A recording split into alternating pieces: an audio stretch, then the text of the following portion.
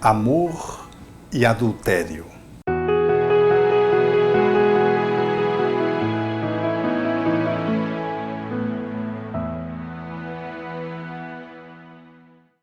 Na tradição histórica, antropológica, sociológica do povo judaico, surge uma pérola dentro dos conteúdos trazidos por Moisés e que ficou para a posteridade até os nossos dias como uma referência de comportamento desafiadora até hoje. Não adulterarás. Essa proposição, ela guarda significado muito profundo. E Allan Kardec, em analisando-a, propõe uma maior elasticidade quando toma a figura de Jesus, que trata dessa questão, trazendo um outro colorido de subjetividade e, igualmente, propondo a análise do processo de adulterar para além daquele que nós tomamos ordinariamente como conceito na relação homem-mulher ou na relação de conjugalidade. Jesus, ao seu tempo, dizia que quando alguém já visualiza uma mulher e a deseja, no seu coração já está cometendo o adultério. E Allan Kardec passeia descrevendo, analisando, propondo reflexões muito enriquecedoras para poder iluminar esse aspecto que está na tradição judaico-cristã e que nos é útil até a atualidade. Efetivamente, quando consideramos a relação de conjugalidade, essa visão mais centrada, mais específica, mais singular, para a qual os nossos olhos logo se voltam, nós percebemos que o tema por si mesmo já é de uma complexidade imensa, porque é muito difícil analisar a questão de quem é que a adultera. Na tradição judaica, prescrevia-se até o apedrejamento em praça pública, na entrada da cidade, do adúltero e da adúltera, como forma de exemplificação e para ficar como demonstração de comportamento inadequado que deveria ser combatido e o comportamento correto que deveria ser observado na cultura há 3.000 anos atrás, aproximadamente. Então, o relacionamento de adultério, ele é um relacionamento que envolve várias interfaces. Porque o processo de ruptura com o outro no campo da fidelidade, analisando a conjugalidade do casamento, o casamento, portanto, ela requer de que se perceba de que é um processo interacional. É difícil avaliar, senão a consciência de cada um, o que cabe no escorregão que alguém dá quando rompe com a fidelidade ou o compromisso assumido. Porque quem tomba, para o qual nós nos voltamos sempre para a condenação, quase sempre também tem mãos ocultas que impulsionam o outro à queda. Às vezes é o parceiro que foi, ou a parceira que foi vitimado, que se sentiu lesado, mas o quanto esse parceiro ou parceira contribuiu para que aquele pudesse declinar de manter o compromisso assumido. O quanto direta ou indiretamente eu estou empurrando o outro para o deslize.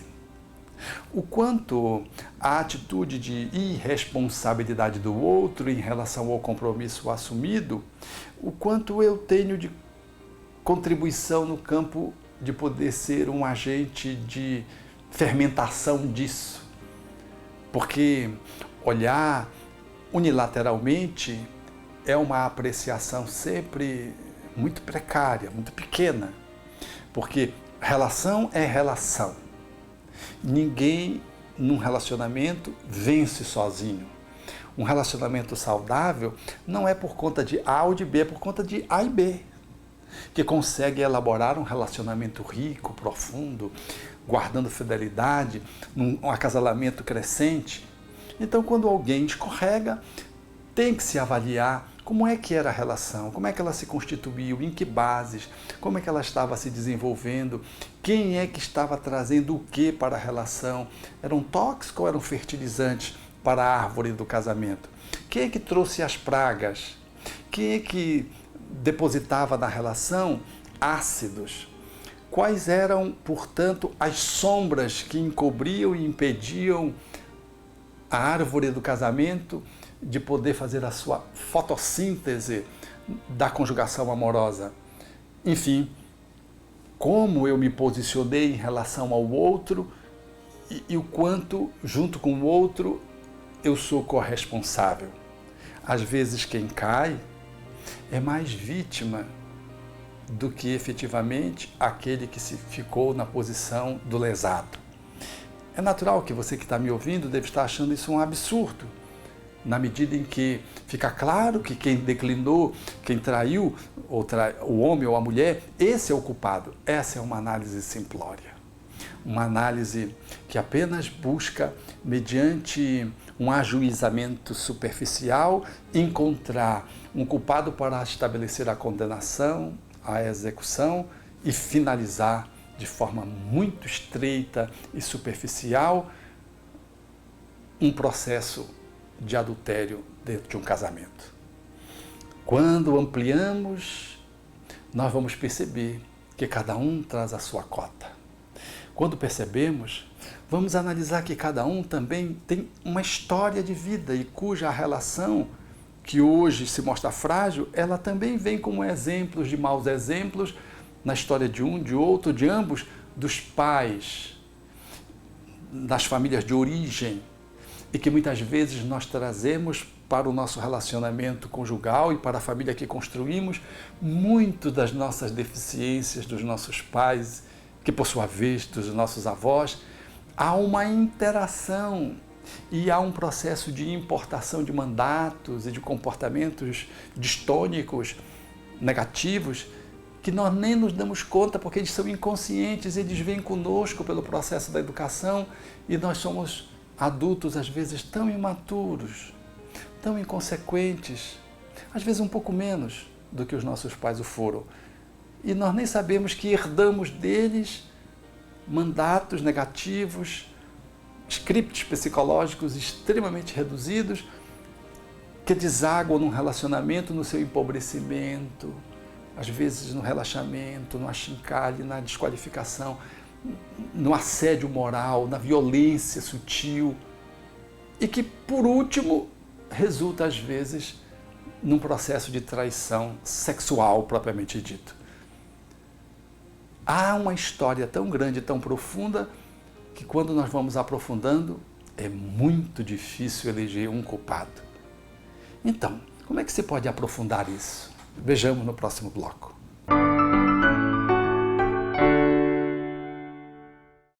Quer saber mais sobre o Espiritismo? Sabe onde encontrar os melhores livros de estudo? Venha conhecer as livrarias da FEB. Aqui você encontra obras da doutrina espírita, como os livros da codificação, estudos sobre a mediunidade e obras científicas. Tudo para fazer a diferença em seu conhecimento. E claro, com o conforto, a qualidade e a cortesia que a FEB sabe proporcionar.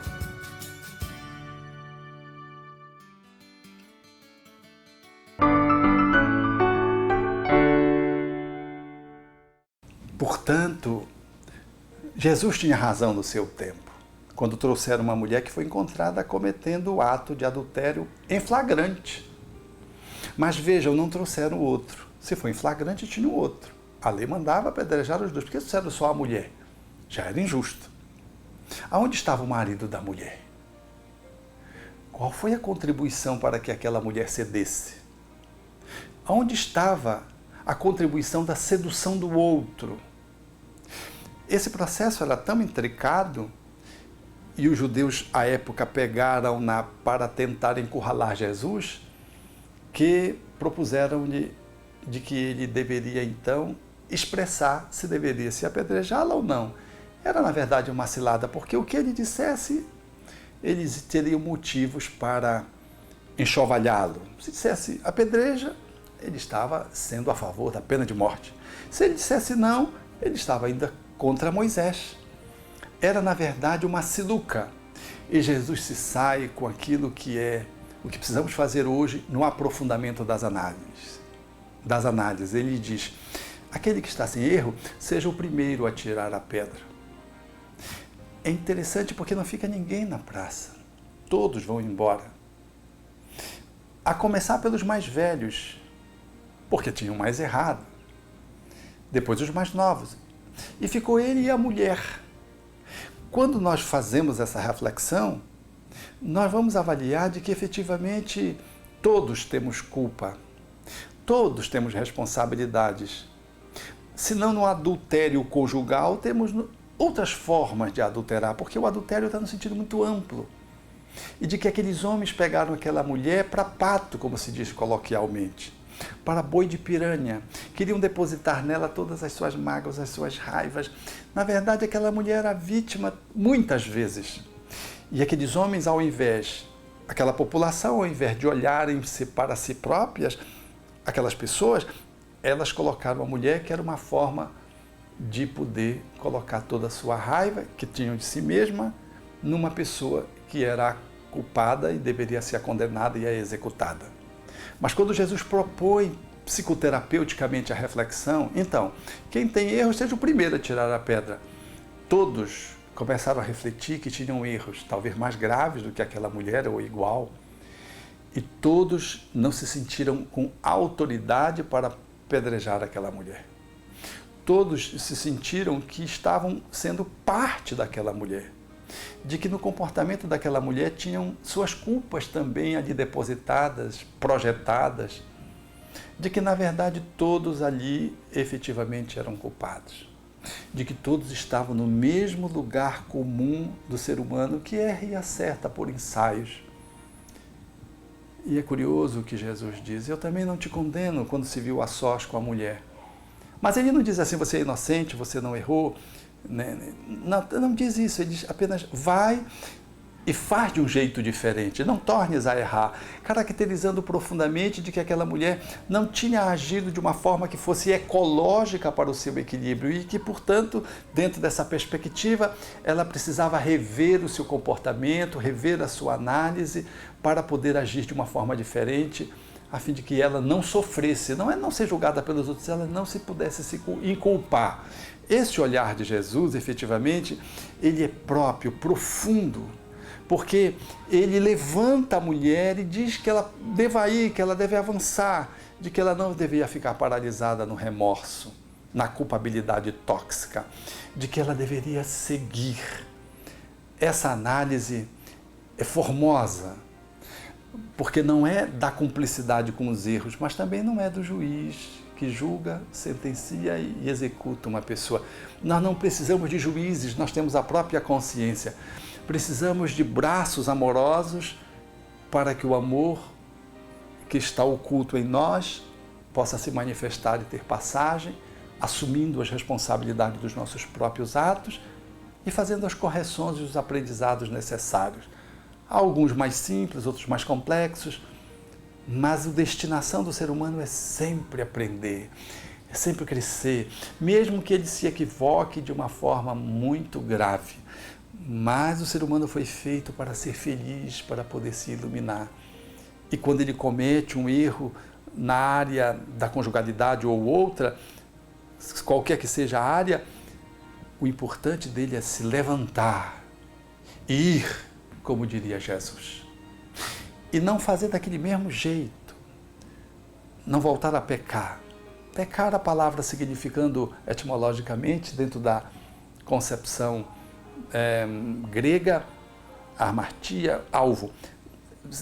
Não errar o alvo novamente, ela errou o alvo, não foi acertado para ela em relação à sua própria ecologia afetiva, emocional e conjugal, o jeito que ela fez, ela deveria fazer de uma forma diferente.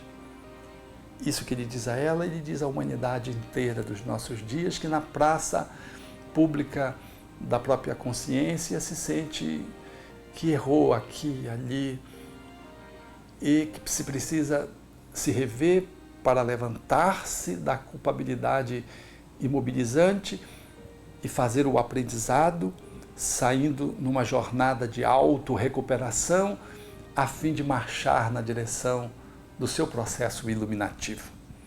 Então, como veem, quando há um adultério, voltando para o casamento doméstico, quando há um adultério entre um casal, namorados ou conjugados, efetivamente ali tem muito mais conteúdos de vida que precisam ser analisados e de que dificilmente alguém poderá deter a peça desse processo e fazer uma análise com tanta profundidade ao ponto de dizer quem é culpado. Mas se houver amor, talvez possamos ajudar aqueles que estão envolvidos na situação a que possam, cada um diante da sua própria consciência, sair da esfera da condenação para a esfera da reflexão, sair do remorso para o arrependimento e sair do movimento de culpabilidade tóxica para uma postura de responsabilização. E cada um vai saber de si, cada um vai saber da sua cota. E essa cota, muito provavelmente, tem a ver com uma história de vida que vai para além da sua própria geração, de que é transgeracional, no sentido de que conteúdos de vida mal vivido, eles são aprendidos pelos filhos, que passam para os netos, e que às vezes, se não tem uma religião, não tem um estilo de vida adequado, eles se repetem e às vezes se repetem de forma pior. Então, o que fazer diante da proposição do não adulterarás? Vejamos no próximo bloco.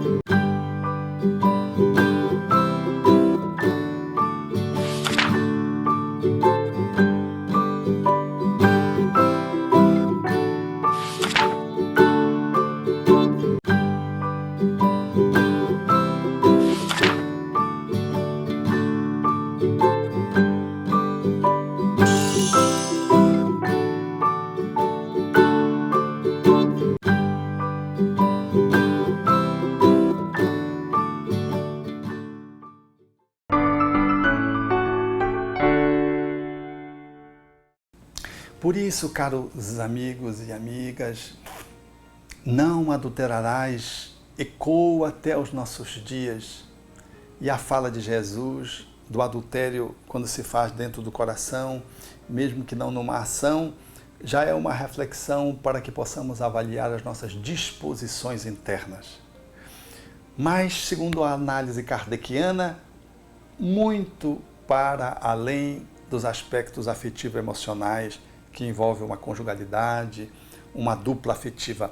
O não adulterarás no sentido bem abrangente, de poder abrir mão das leis de amor que nos rege a existência. Você adultera todas as vezes que você não observa algo que fere a você ou ao outro. Nós não adulteramos sexualmente, somente, afetivamente, num relacionamento romântico. Nós cometemos adultério quando subornamos um guarda, nós adulteramos quando subornamos um vizinho, quando passamos por cima de uma secretária, adulteramos quando violamos uma consciência, adulteramos quando nós enganamos um funcionário público para poder obter determinados benefícios de atendimentos sociais. Nós adulteramos quando, na posição de um gestor público, enganamos a população. Nós adulteramos quando corrompemos ou nos deixamos corromper conscientemente. Nós adulteramos no cotidiano, quando lesamos as leis que regem o nosso próprio corpo, adulterando a nossa economia, dando para o nosso corpo ingredientes que não fazem parte da sua experiência biológica normal, ou quando subtraímos aquilo que é essencial para que ele possa se colocar. E adulteramos, inúmeras vezes, quando nos colocamos nas relações afetivas, independente do aspecto romântico sexual, e não observamos os nossos laços de fraternidade. E usurpamos e promovemos assédio moral, violamos alguém, violentamos outro alguém emocionalmente. Isso são outros tantos adultérios que nós cometemos dentro e fora de casa. Adulteramos quando massacramos o nosso filho com expressões inadequadas, indo para além da nossa posição de pai e de mãe para sermos seus opositores ou seus carrascos, em função de cobranças inadequadas ao seu psiquismo infantil. Adulteramos nossos avós quando fazemos que não ouvimos ele nos chamar, quando desconsideramos um pedido que é quase que uma súplica. Quantos adultérios nós cometemos? Então, Allan Kardec tem razão. Nós precisamos reavaliar o nosso comportamento e buscarmos no amor a excelência dessa virtude que deverá trazer para a observância das leis divinas, a fim de que sejamos cada vez mais conscienciosos no trato da nossa relação com as coisas, com as pessoas e com o divino. Observando de que tudo que fazemos tem que respeitar uma homeostasia social, uma ecologia social, uma ecologia intrapessoal, uma ecologia pública, uma ecologia energética. Porque quando eu adultero, eu me conecto com espíritos que às vezes têm a mesma índole nossa e que nos incrementa para cometer delitos. Mas quando eu amo, igualmente se estabelece conexões espirituais de alta qualidade, com a qual eu me sinto estimulado, apoiado, para que eu possa me manter no bom caminho.